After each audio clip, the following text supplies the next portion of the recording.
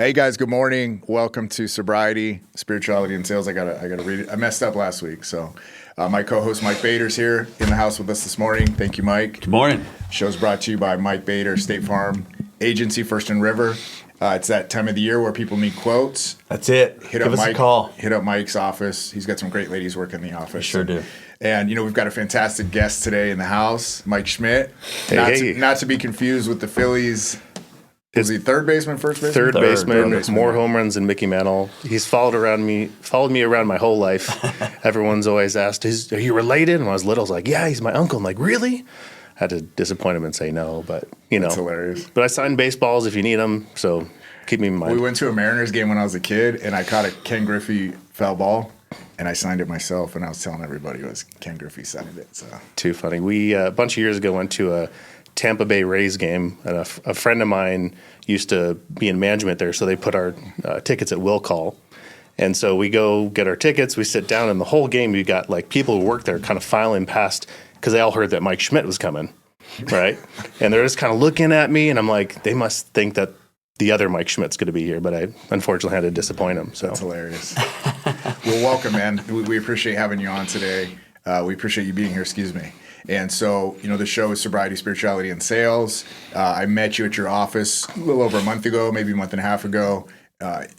Super grateful to have you on and share your experience in all three areas today. So where are you from originally? And if you want to just give us a little background on you and just get right into it. Yeah, so I grew up in Southern California, made my way out to Tucson because came here to go to the University of Arizona, and so studied here.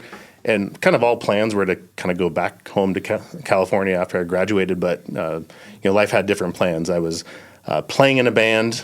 I was dating a girl who'd become my wife, and so I was a web designer without any job prospects here in Tucson, Arizona. So you figure 2003, there's not really any jobs for web designers, so I had to kind of create my own opportunity out here. And so at the advice of my dad, I joined the Tucson Chamber of Commerce, hung my shingle, as it were, and started building websites for people. And it was all an excuse just to have, a career so I could hang around my girlfriend and still play in my band here. What band? Back then, it was a band called Troy's Bucket. Okay. Ska punk band. Nice. Find it on Spotify still, but it's something that's kind of kept me going over the years. And then you're in a band now, aren't you? I am, yeah. I took about like a 10 or so year hiatus from it, but reconnected with a group of guys, and I'm playing again. We're playing a couple times a month. We just got back from a short little tour doing Vegas, LA, San Diego. Next year we're doing Appleton, Wisconsin. We're playing a festival, so we'll do a little kind of tour going out there and coming back. Wow. Yeah. I've been to Appleton. There's a bar on every single corner in Appleton. Is there now? Yeah. Is it college town? Be careful. It's just I lived in Oshkosh, and it's just so crazy because literally every half block there's a bar, and then above it, the owners live in the building above it. I mean, you cannot. People just stumble home from bars all the time there. Yeah. It's just crazy. Yeah. A lot of beer drinking in Wisconsin. Nothing wrong with that, but for me, Fair enough. Can't do it. So you built a successful business through networking with Chamber of Commerce people, folks. Obviously, you built a reputation for yourself. And so that was in your early 20s. So you are in recovery now, correct? You've been sober for how long? Yeah, 8 years. Congrats, 8.5 years. Congratulations. Yeah, 2017. And it was one of those things where,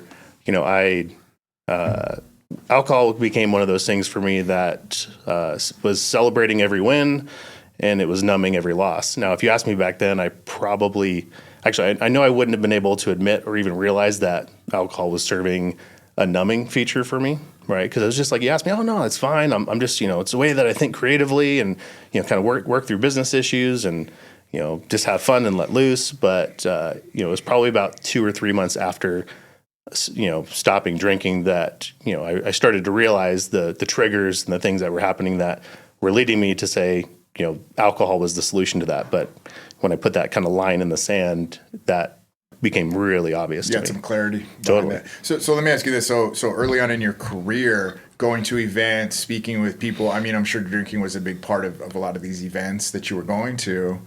And did you feel any type of way about having to partake in that? I mean, at what point did you kind of say to yourself, maybe there's an issue here, or, maybe this isn't something I should be doing as frequently, or whatever that thought might have been. Yeah, I mean, if there was a thought. Yeah, in business and in sales, like there is a huge drinking culture if you want to tap into it. I think probably the best example or story of that is that, as a young business guy, somebody told me at one point, they're like, hey, you should go find a local business baker to build a relationship with, because at the time I was, with one of like the major, national chains, and so they're go find somebody local. So I interviewed a bunch of bankers, and I probably met with every type of banker out there. And there was the old guy who was like knocking on the door of retirement, and like kind of didn't see the relationship with him. But I remember at the time is like, what I want in a banker is a guy I can go have a beer with. If I can't have a beer with you, then I don't want to do business with you. And that was my order of operations of finding that guy. And so I think that says a lot about my approach to business in general. Was like very social, very kind of like just, drinking was happening so much. It wasn't like even a thought. It was just a pattern that I didn't see how I would exist without it. So that was the more important decision than actually finding a business partner or somebody that maybe you weren't as focused on maybe getting to the next level through that relationship as that was more important. Is that what I'm hearing? Yeah, that's pretty important. Like, so that, there's a saying that goes that, trust is built through two things. One is sincerity, which is like, do I like who you are? Are you a good person? Do I want to hang out with you? And the other side of it's competency, which is like, do you know what, know something and have experience? And in order for trust to build, you have to have both of those things. But people tend to build those in different orders, right? So for me, I was putting sincerity really high, that I cared first more about us hanging out and being good people than I did about your competency. And it's like one is not better than the other. We just have tendencies where you've probably met the person, if you're very sincerity based, that they come in and they want to know who you are, what you did, what your background is, and only once they've checked those boxes, then they'll say, well, how are the kids? Where'd you go to school? And what's all the, what do you like to do, right?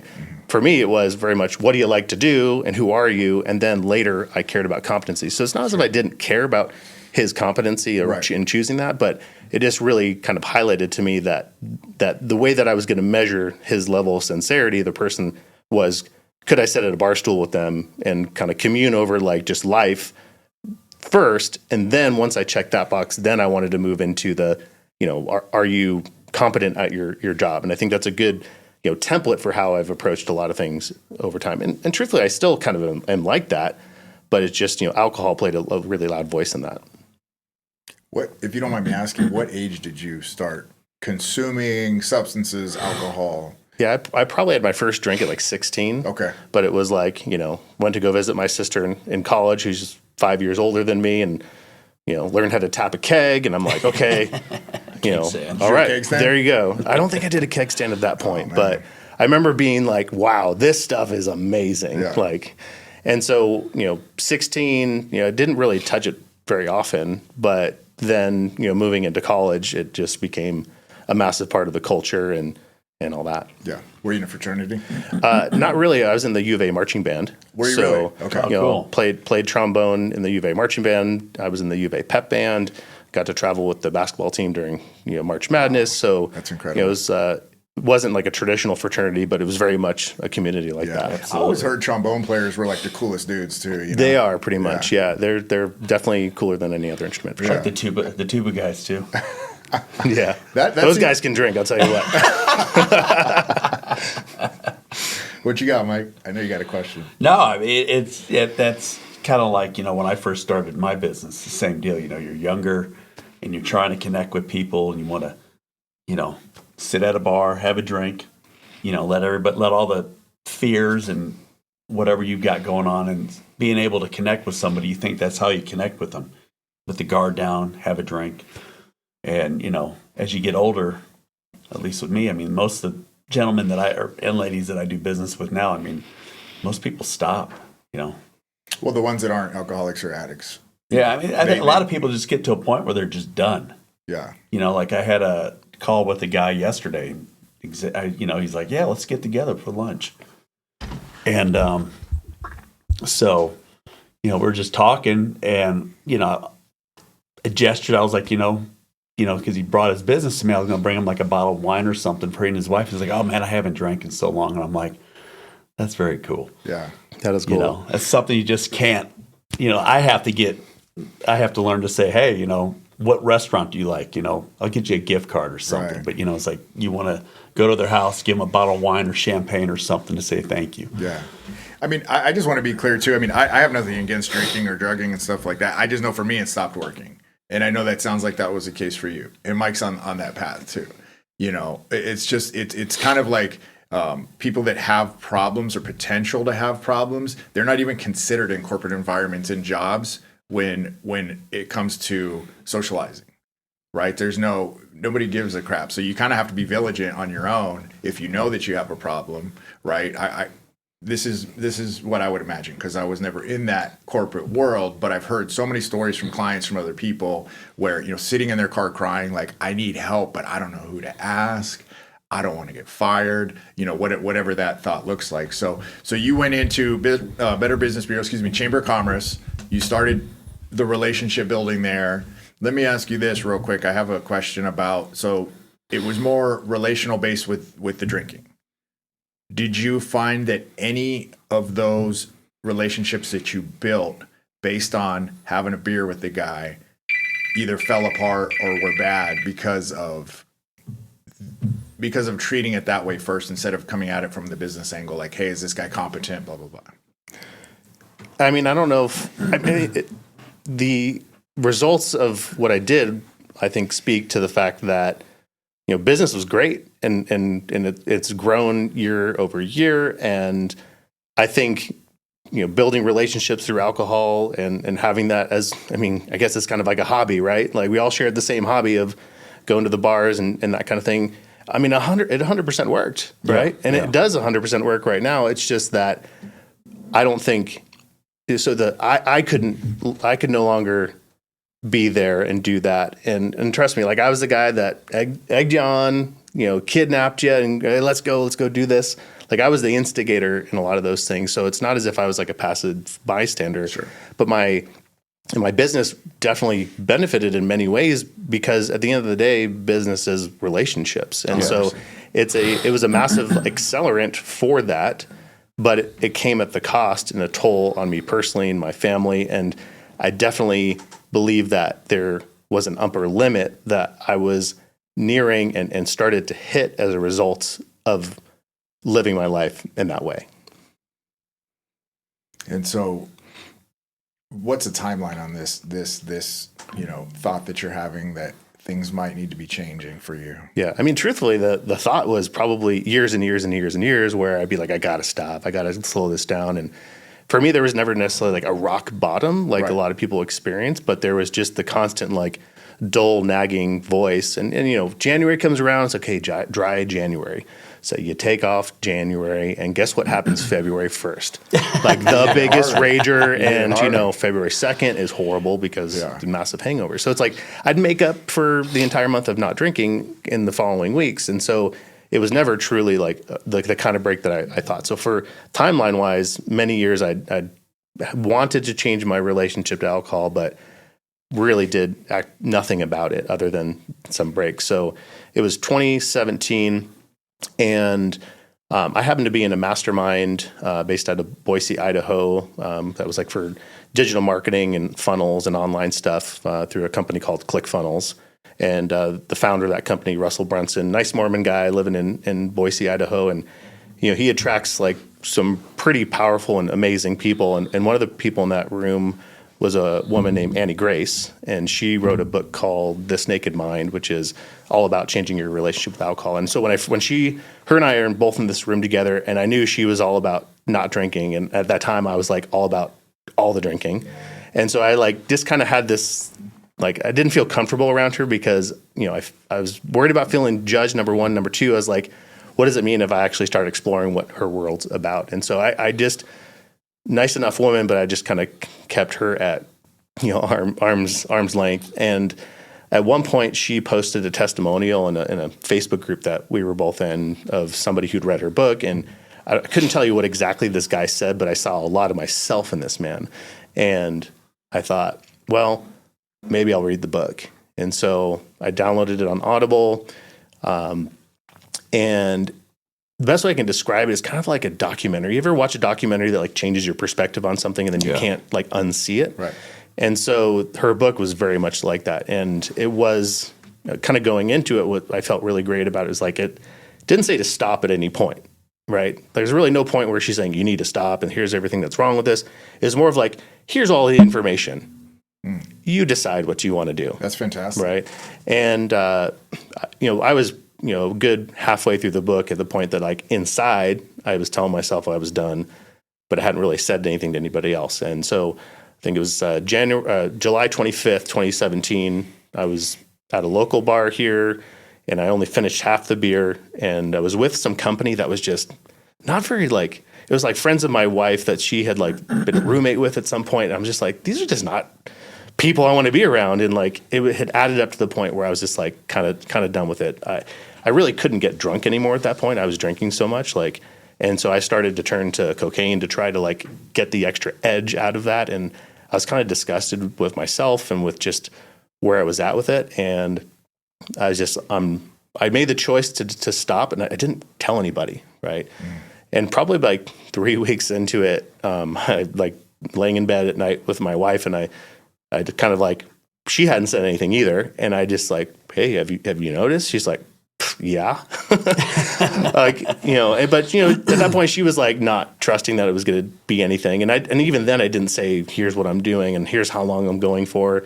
And truthfully, even right now, like I haven't made some like predetermined choice of how long it's going to go for, but somehow, a day and a week and 3 weeks turned into a month and turned into 6 months and turned into a year and 3 years and 5 years. And now, in this coming July, it'll be 9 years. And I start to think, well, yeah, would it be weird to like tell people it's been a decade, right? And so like now I think about the future in that regard, but I also recognize that sobriety is kind of a choice. And I'll tell you, like being 8 years into it doesn't mean that like I don't think about it.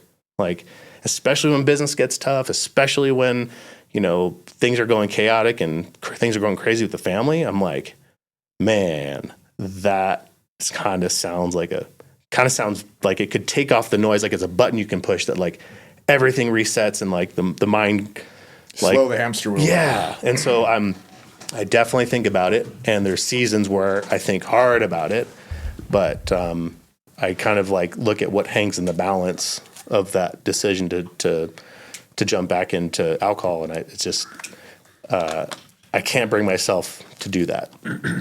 How's that affected your business model? Yeah. So it's funny because, I was thinking that alcohol really fueled my, was helping. I just got done saying how it really helped to grow the business, but the truth was like, it was kind of like expecting to run a marathon and like eating like garbage and all that stuff. Like, can you finish a marathon and be, overweight and dehydrated and all that stuff? Yeah. There's people that do it. Right.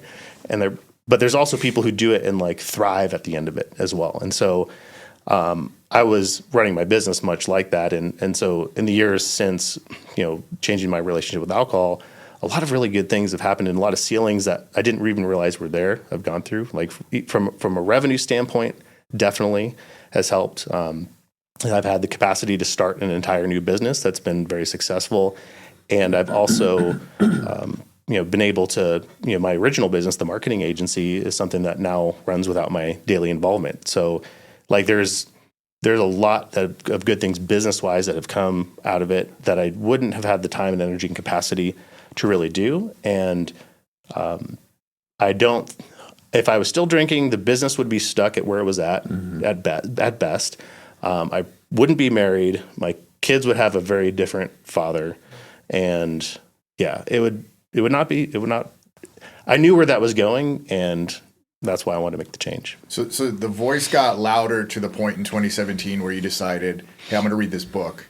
And then the psychology of selling came into play in her wording of the book, because just like nobody wants to tell anybody what to do, or that's not effective approach. If I go to a meeting or go somewhere where somebody's trying to get sober, you need to do this, dude, I'm not, but if you lay out the facts and you just word it in a way where people can come to the conclusion on their own, I think that's a much more effective approach. And I think it's just a fantastic story.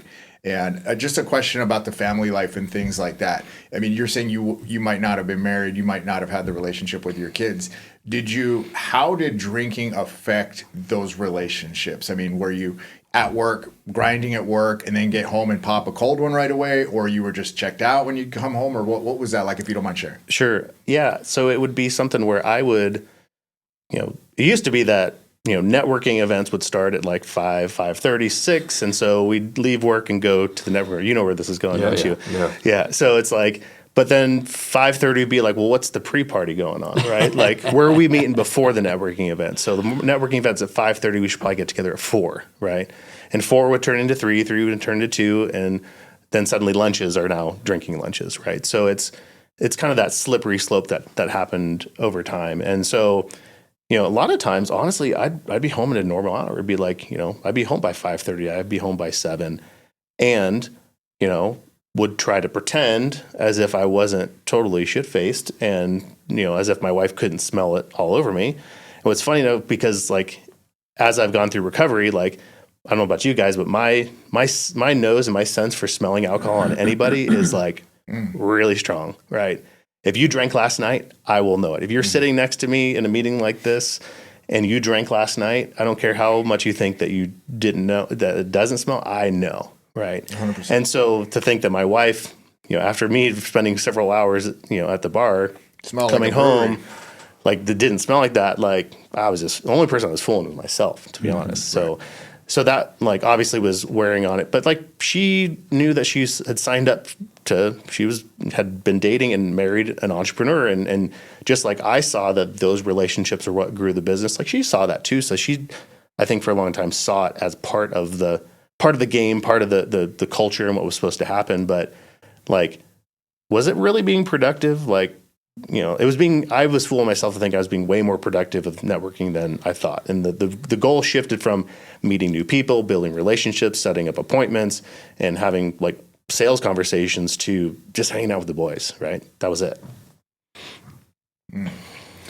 Question, how big, if you don't mind sharing about your faith, what that looks like for you? Do you have a God of your understanding? Do you have a higher power that you lean into when things get rough? Did you rely on that higher power when you got sober? If you don't mind sharing, if that's something that was prevalent for you or not. Yeah, I will be happy to share, because I think a lot of folks are maybe in the bucket that I was in, which is at that time zero relationship to faith at all. Right? Did I believe that there was a God? I'm like, well, there's something. There's got to be, but I just don't really get it. But I don't. But I also could see how it's just like, it's a light switch on and off, and that's the story. And I had considered AA at different points, looked into it, but you kind of hear, like, I never went through the 12-step program, but like, what is the first step? I don't even know. Like, right? Just admit you have a problem. And number 2 is like something about God, right? Yeah, like, yeah, right. And so I see, I can't even tell you what it is. No big deal. But I knew enough about AA to know that it didn't pull me in magnetically, where I was like, I got to be there, and I want to use faith to help me get through this, like, because I didn't have that. And so I think it was there was a part in Annie's book where she said that she talked about her dad and how he stopped drinking, and she asked him, like, how did you stop drinking? He's like, I just decided to stop.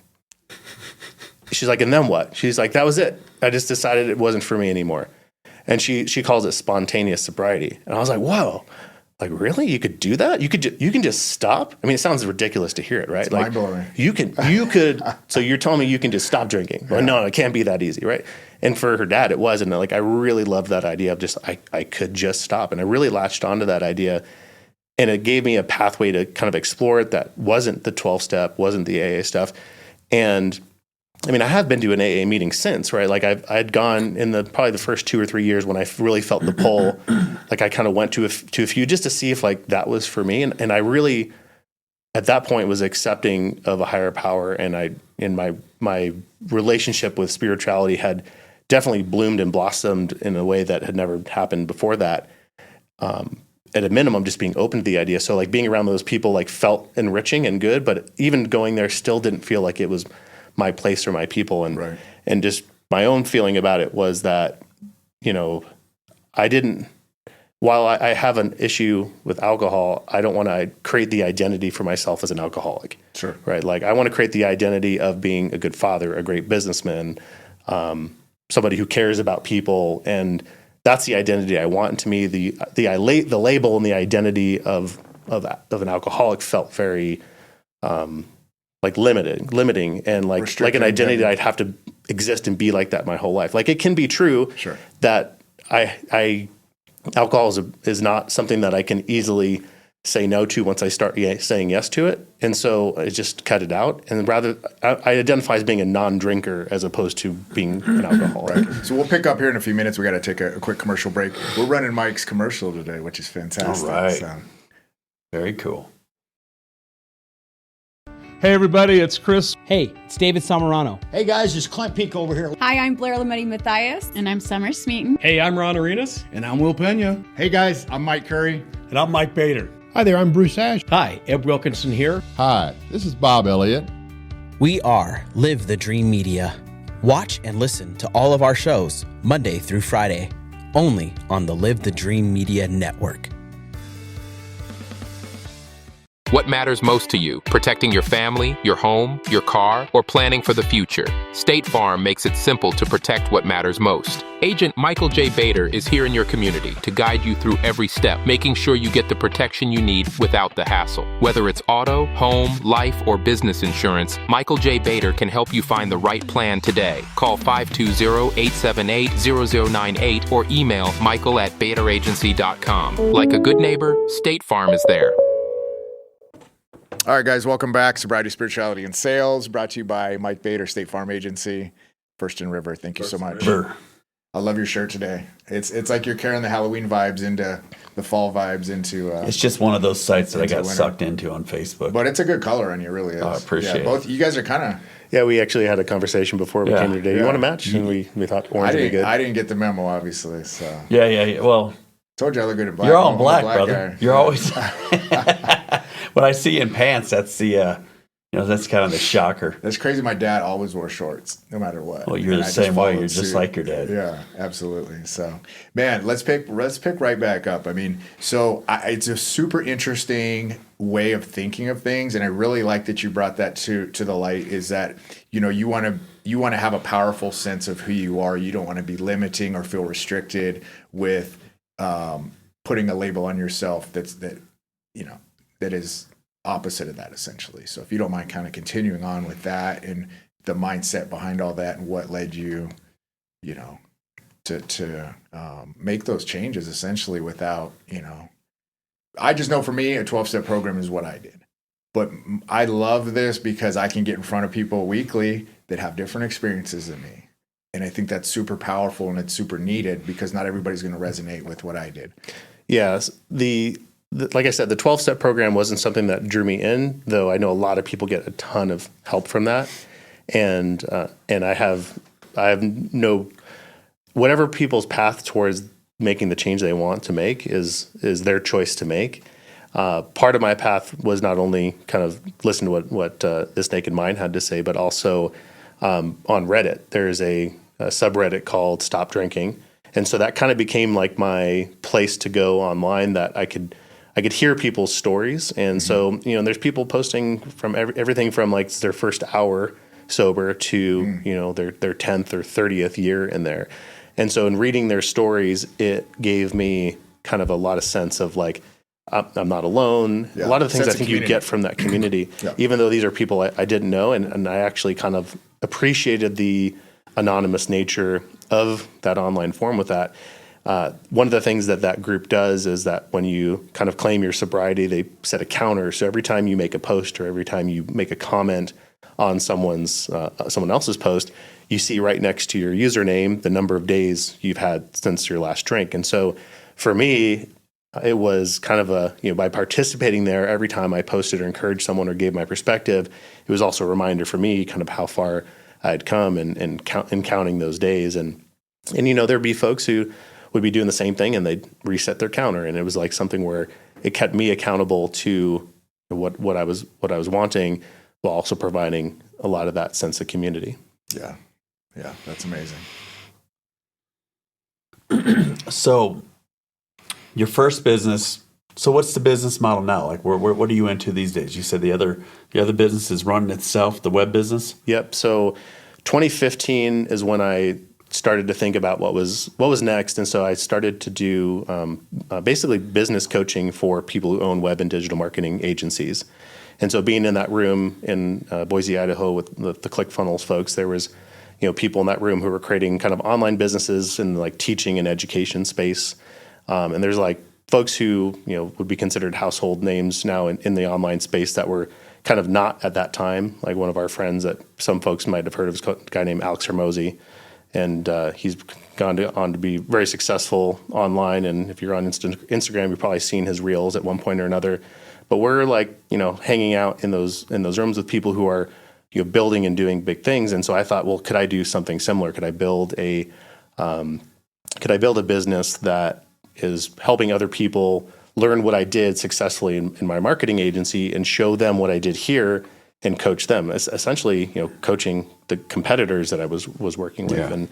And it's been incredibly fulfilling. And so today, we have members all over the world, mostly in the US, Canada, Australia, Europe, and we help them basically, own their agency and own their life. Too many agencies are trapped by the very businesses that they've created. They're stuck trading their time for money, and their businesses feel more like a job than they do a full business. And so there's basically three reasons why that happens. Is that they don't have consistent lead flow. They have poor lead flow, or their sales process is awkward.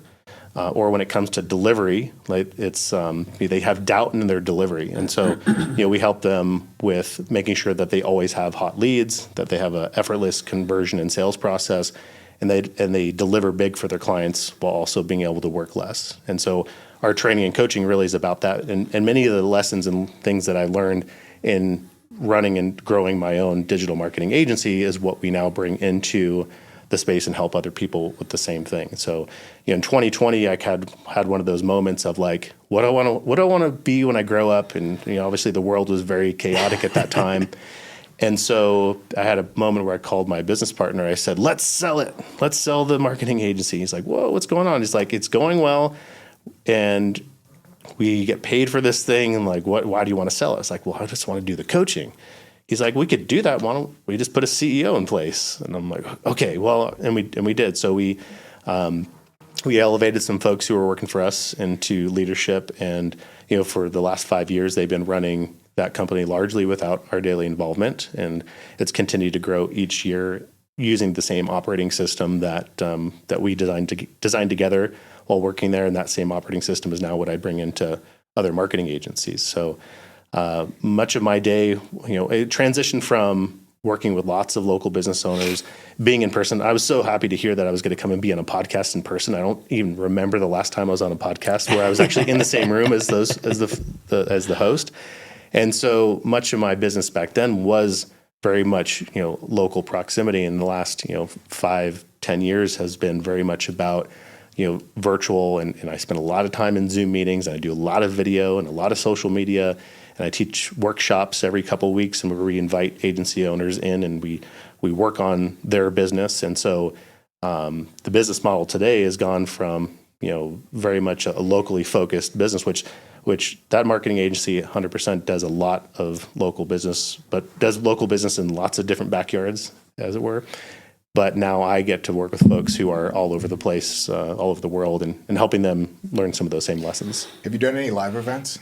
Yeah, we do at least one live event per year. We have folks come into from here to Tucson to do a mastermind. We have our next one coming up in March, and it's I love having in person, but they just happen less frequently.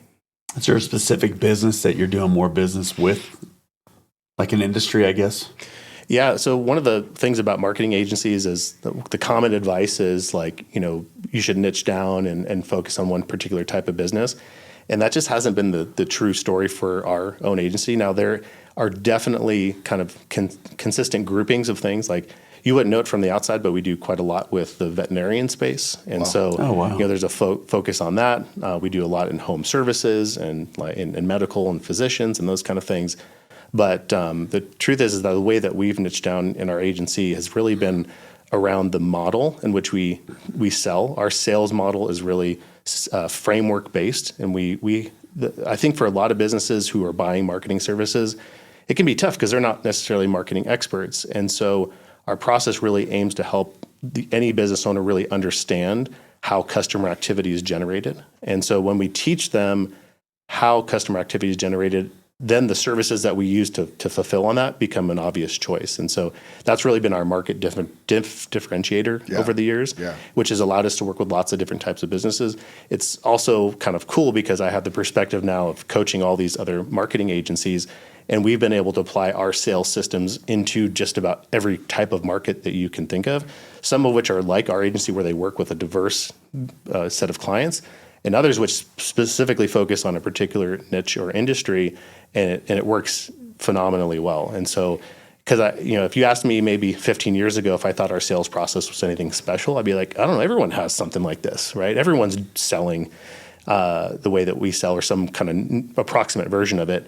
And come to find out that was not the case, right? And so as we've been able to mentor people through that process, it's kind of been cool to be able to reflect back of like, yeah, I guess we really did find something pretty special that was unique to us, and now we get to share that with other people. No, that's perfect. That's what I need more. I know nothing about marketing, but getting leads, that's everything. And it seems like kind of within my industry, everybody uses the same people. Mm-hmm. So which can be a good thing, depending, but also can lead to complacency on the marketing agency side. And that's what I found out. I mean, I signed up with the company a couple of years ago, about 3 years ago, and it was fantastic. I mean, we saw a lot of growth within the first year, and the second year was kind of stagnant, and then the third year this year it just went off, nothing. Yeah. So it's like, all right, what am I paying for now? I need to look into something else. Correct me if I'm wrong, but the digital marketing space, you have to be very concise with your messaging and to the point. It's not like a commercials, on TV before where you have maybe 30 seconds to, talk about a product. I feel like, I'm running Facebook ads and I'm just learning this whole process. And it's very challenging trying to get, a 1 or 2 sentence, hook with the CTA with something of value. That is clear and concise for me anyways. I don't know if that's kind of what you do with the digital, marketing for folks, or how you approach it. Yeah, it really becomes about, in some respects, repetition, right? I think a great story around this is Looney Tunes, right? So the word Acme, right? Does that ring a bell for you guys, right? Which cartoon comes to mind for Bugs you? Bunny. Right, and the coyote and the roadrunner, right? Yeah, dropping the weight. Yep. And so, like, when we think of the brand named Acme, right? Does that feel like a quality product or not so quality product to you? Probably not so. Right, and why? Because it was cartoon based. It was. I feel like I don't have the right answer. Yeah. Well, because every time it wasn't serious. It was like, you know. Right. Yeah, and every time that the coyote tried to use the Acme anvil, it would go like the wrong way. Like gravity would fall the wrong way, and the spring trap would go the different way. Like the Acme product always failed to capture the roadrunner for its intended purpose, right? And so our general impression of that word and that brand is not very high, but it's funny because if you look in the dictionary, the definition of Acme is like the peak or the best, right? So they chose that word because it's peak of the best. And I was driving down the road, probably about a year and a half ago, and I saw a truck that said like Acme Food Distributors. I'm like, that's a weird name for a food distribution company. Why would they want to be known as bad? And it turns out that the definition is actually it's the best. It's very good. And so what's interesting is that the reason why we all think it's bad is the repetition. Every Saturday morning, as we saw that cartoon, they didn't go out of their way to say that Acme sucked. It's just we saw it fail over and over again. And that's how brand gets built, right? And so repetition of saying the same thing over and over again is incredibly important. Now, maybe 15, 30 years ago was a lot easier because you could run TV, you could run radio, and you could really stand out in a market pretty easily. But today, we're bombarded with way more ads, and we have way more content and way more screen time than ever before. And so if you're not saying the same things over and over again through these different channels, then you're going to get lost amongst everyone else. The problem is most business owners, and I think especially local business owners, they get bored of their own message. Right? Yeah. We get tired. I already said that. I already said that. And that's why, if you can be consistent, that's the kind of thing that builds brand over time and helps people really understand what it is you do. And then you become the guy or gal that they think of when it's time for that. Consistency is key. Because we can all think of like the local businesses that like run the radio, run the TV, or have done for years, and they have the jingles and they have the signs, and they got this guy that's doing the the thing, right? You know what I'm talking about too, don't you? I totally know what you're talking about. Right. I was just talking to a business owner recently, and they were mentioning my ex-employer's advertising. Come rain, shine, or snow, he advertises through the best of times and the worst of times, and he's always been very consistent with doing that. Yeah. And I think that's your credit to his success. Yeah, I think the other thing that people fail to recognize is the difference between a lead and a prospect. Right? A lead is someone who's kind of top of funnel, maybe in your market, but not necessarily in a sales conversation with you, right? They move from lead to prospect when they enter your sales pipeline to have a sales conversation. And so a lot of people do lead generation, but what they're really asking for is prospect generation. And then they're upset because the leads are not prospects. Well, that's the definition of a lead, in my opinion, is like all leads suck. Like, have you ever told your marketing agency, like, oh, the leads are no good? 100%. Right? Yep. Well, that's because they're leads. All leads are no good, right? Yeah. They only become good once they become an actual prospect. So is there such a thing as a warm lead? Well, yeah, there is. And that's why people love word of mouth so much, because, if I refer my buddy to you, you get a hot lead, right? That's right. Who warmed him up? You did. I did, right? And so I think a lot of marketing agencies get this wrong, but definitely a lot of business owners, they don't understand that every lead starts as life is cold, right? Just like the water comes out of the faucet is cold, except for like middle of the summer, right? But, water comes out as cold. It's not until we apply the heating element, until we apply, that pressure, that lead goes from cold to warm to hot. So the thing that I think is missing in most businesses is that they have no warming mechanism whatsoever. Right, or they're waiting. They're hoping that the ad that's running on TV or your digital ad that somehow is going to warm somebody up. No, that's just there to get the lead. Mm-hmm. Once the lead comes in, like, what are you doing to actually build the relationship? And that's where, for me personally, I feel like email marketing is another big miss for a lot of businesses. Oh, yeah. Right, like we're so focused on posting on social media to strangers that hope that they ask us for help that you might have people on your email list who treat them like a pen pal. Like, why would you not warm up the relationship with the people who have already expressed interest and already in your market, and they're this close to becoming a prospect, but you're doing nothing to do anything about it? I was talking to a woman yesterday, and she has 2,400 people on her email list, and she was thinking about shutting down her her CRM because she's not emailing everyone. I was like, you're going the wrong direction, right? Like, and you need to focus on building the relationship with people and talking to them and writing to them like they're a pen pal, because those are the people that are either going to be your customer, or they're going to refer your customer, or they're going to connect you to something that's an opportunity that's going to help you grow your business. Now, 2,400 people, or in your case, you told me how many emails that you guys have in your system. That's got to be a chore to do them individually. So you're just creating a system where you're touching base, like the CRM I had at my last job. You make a sale. Day later, you follow up. 3 days later, 1 week, 1 month, 3 months, right? So is that kind of what you're doing? You're creating a template and a system to reach out to these folks, or are you individualizing it depending on the scenario? So the best thing you can do, honestly, is if you have somebody who's low-hanging fruit, like, go ahead and reach out to them, right? But that could be hard to do at scale. Mm-hmm. Like, if you have a couple hundred or thousands of people on your email list, we teach something that we call feed and fish. And the idea is that we want to provide value to people, and we also want to make offers.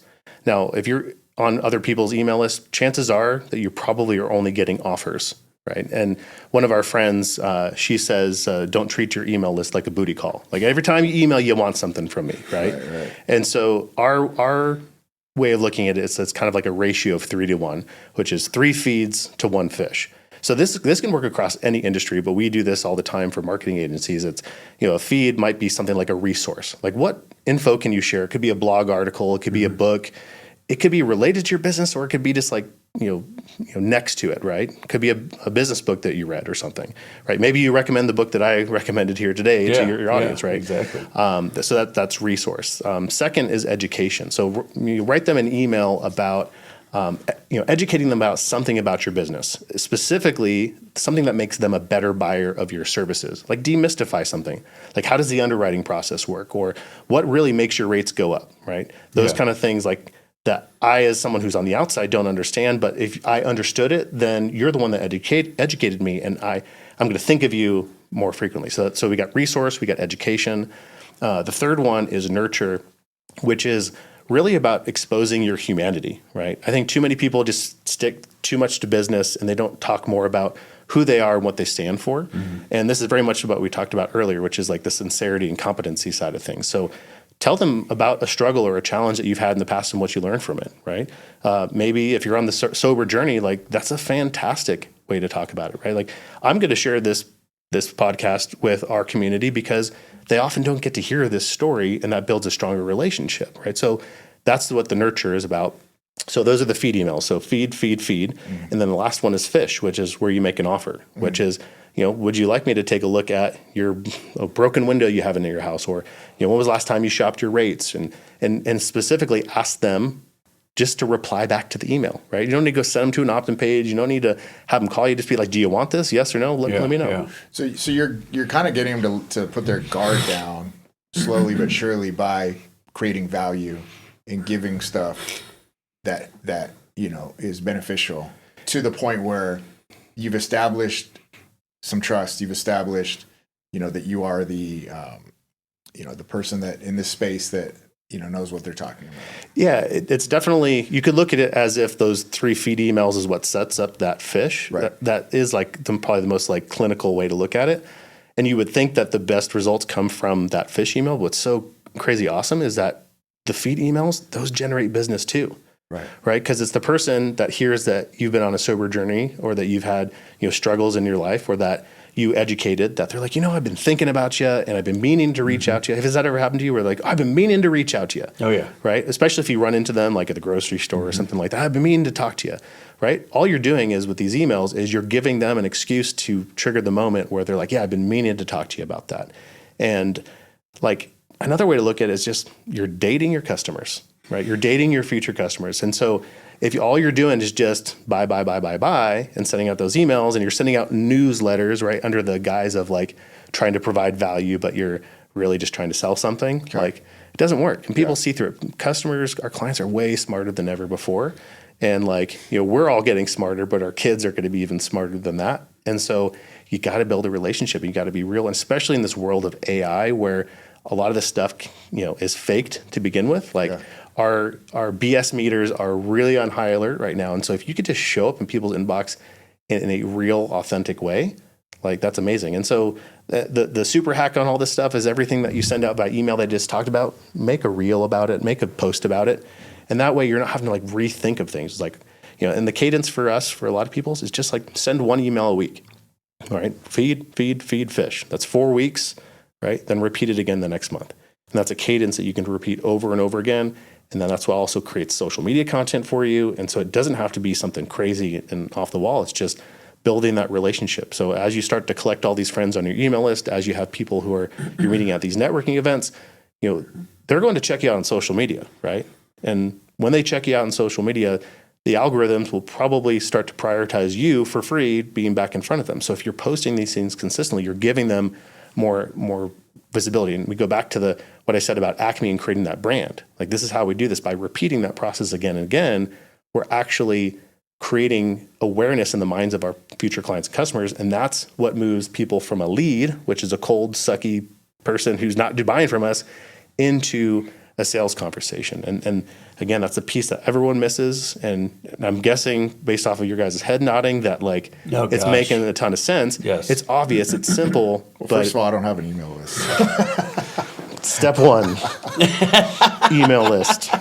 No, it's fantastic. I mean, and one thing that you touched on, that there's multiple reasons that I'm in the coaching space. The first is that I know the transformation I went through, and I know how it impacted my life. and I want that for others. Like sometimes I'll tell people, if I could just take my brain out and just throw it in other people and get that magic right away, I would do that.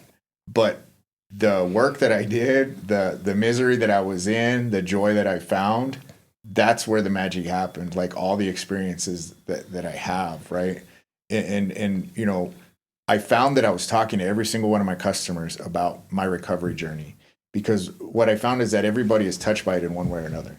You know, a family member, a friend, a neighbor, a coworker, we all do, that is afflicted by addiction, mental health, combination of both, whatever. And what happens oftentimes is that person is so unwilling to change because someone's telling them, you should do this, you should do that. Nobody's going to respond to that. Okay, so there's this butting of the heads. But when somebody hears a story of somebody who actually changed and gives them hope, they can come back to that conversation from a different angle, I feel like. And so I thought, why don't I just try and do this for a living? This is what I'm passionate about. Right. And I don't want to trade my time for money anymore, which is the biggest thing that you mentioned. And that's the thing that sets you apart from everyone else who does what you do, right? Like you're going consciously into building a coaching and mentorship program around that, but you also have other business things that you're involved with, right? That now make you uniquely different. Like there are other agency coaches out there, but none of them have the story that I have and the particular experience that I do. And truthfully, maybe some of the lead strategy and tactics that we have, they may have some overlap or some similarities, but if I don't share with people who I am, then they don't get a chance to choose to work with me. And it's important that we share that level of visibility, because we're humans. We're not robots doing business together. Right. Absolutely. And it goes back to those bar stools at the beginning, right? Why do we sit next to each other on the bar stool? Well, we still crave that connection. Mm-hmm. It just can be done in maybe a healthier way for the people that are thinking twice about what they're actually doing. You know, again, we wouldn't be sitting here if we never had that thought, like maybe we should be doing something differently. Yeah. You know, and that was all different for all three of us, but we came to that conclusion eventually, and everybody's on a different path. But I can tell you another quick story is I saw People magazine cover with the guy who hosts Family Feud on the cover. Steve Harvey. I've shared this with you. You know, seeing him on the cover and seeing just this quick blurb about how he used to be homeless and living in his car. And obviously we all know the success that he's had. It was mind blowing for me. And I took 2 seconds to look at it and I said, maybe I can do that when I was deep in my addiction, you know? So it's just incredible to hear people's stories. And I don't know the guy, probably never will, but that gave me hope. You know, so you put on a masterclass today. This is amazing. I feel like we need to pay you for this. Yeah, no kidding. You gave us some great nuggets, man. Thank you. We're gonna be talking about this later on. Yeah, no doubt. So ultimate question is, change it. Can you quantify how much success you've had since you stopped drinking? I mean, have you ever thought about that? Have you doubled your business, tripled your business? I mean, you've mentioned all the family, the personal reasons that have really blossomed, but you know. What does that look like from a number standpoint? Yeah, so I had a $1 million business in the agency space at the time, and now that's a multi-million-dollar business.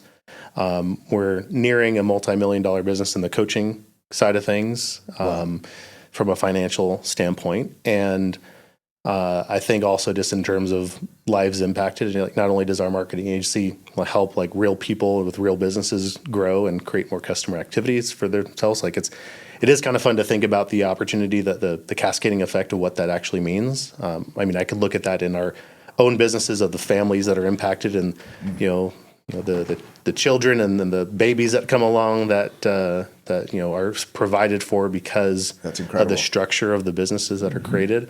The agencies in our world, like if I didn't have the courage to stand out and be the voice out there, like, I mean, as you guys know, like being on camera and speaking, about the stuff that's kind of tough and painful, and the lessons can sometimes be tough. And there's plenty of days where I know I got to create content, but I don't want to do it. And I think with alcohol, I probably would have listened to the voice of playing it smaller.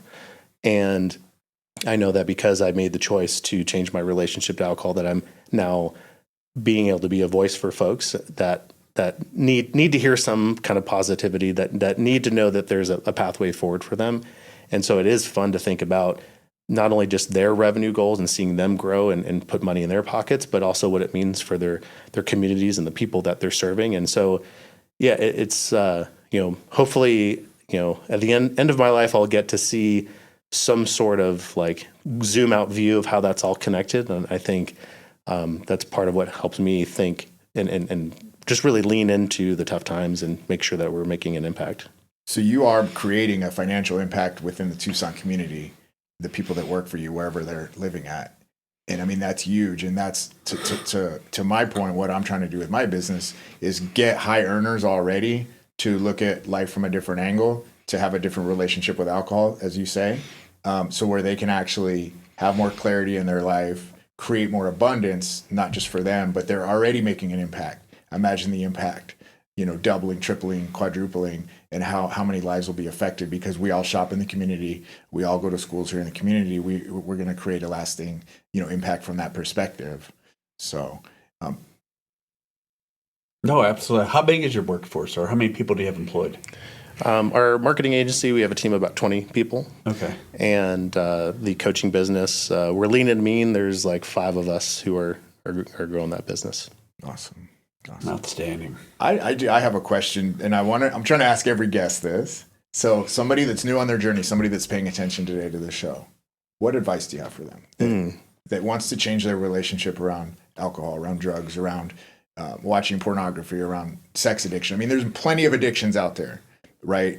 So, yeah, I'd say nobody can force you to make a change, but there's probably some piece in the back of your mind that wants it. And I think the first part is making the choice that you want it.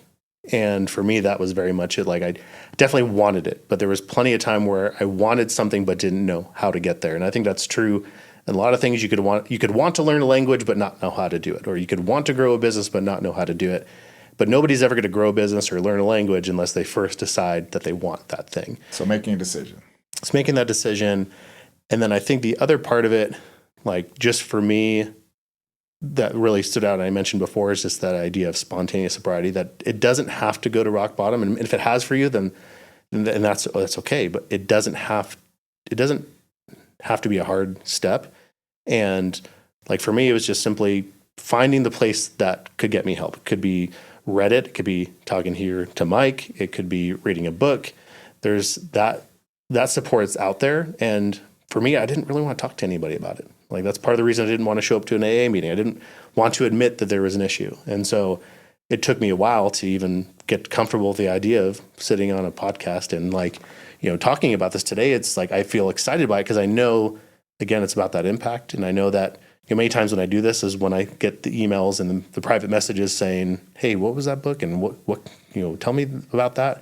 And I think that if someone listening to this is kind of like in the space where you've maybe made the decision or you're about to, and you're not sure what's next, like there's many different pathways to get help, and some of which are more visible in public and other ones are a bit more quiet. And, but it starts with making that choice. That's amazing. That's great advice.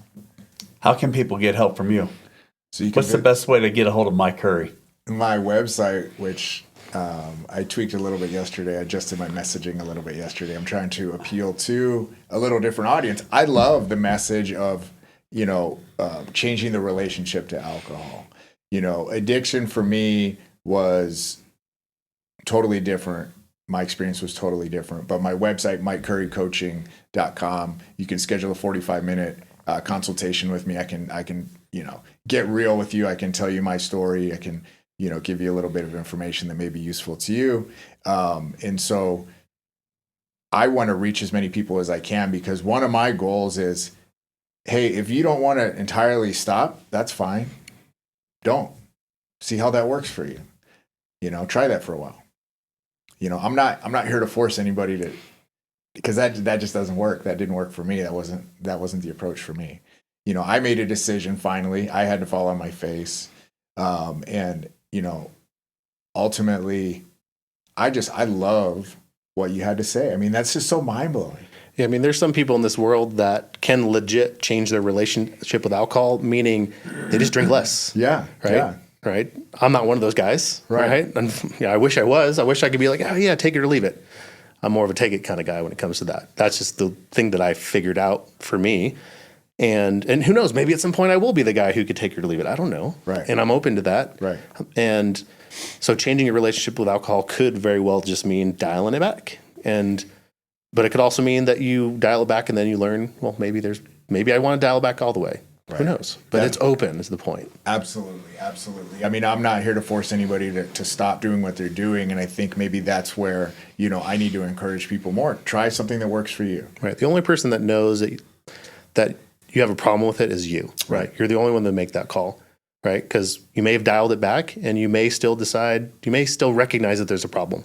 100%. And that's nobody else's decision or judgment except for your own. And then it's a question of whether you want to do anything about it or not. And I think that if you're the only person that knows that, and you can finally get honest with yourself, which you did, which Mike's done, which I did, and if you still continue to go against your better judgment and your higher self, essentially, then you're just going to create a lot more problems for yourself. Had you not changed when you did, who knows what would have happened? Yeah, not good stuff. Yeah. So, I'm sure of that. Yeah. Well, thank you so much. Are we done, Tony? Are we good? All right. Thank you so much. You guys have a wonderful... Mike, it's been an absolute pleasure. No, dude. absolutely. Thanks a lot. Yeah, Mike. thank you for having me on today. We're going to have you on again. Heck yeah. I'm going to bring my notepad and pen next time. Let's do it. It was good We're going to stuff. talk about lead generation. Yeah, the whole time. Fair enough. We'll do an exclusive on that. Thank you so much. Have a great day, guys. Thanks a lot.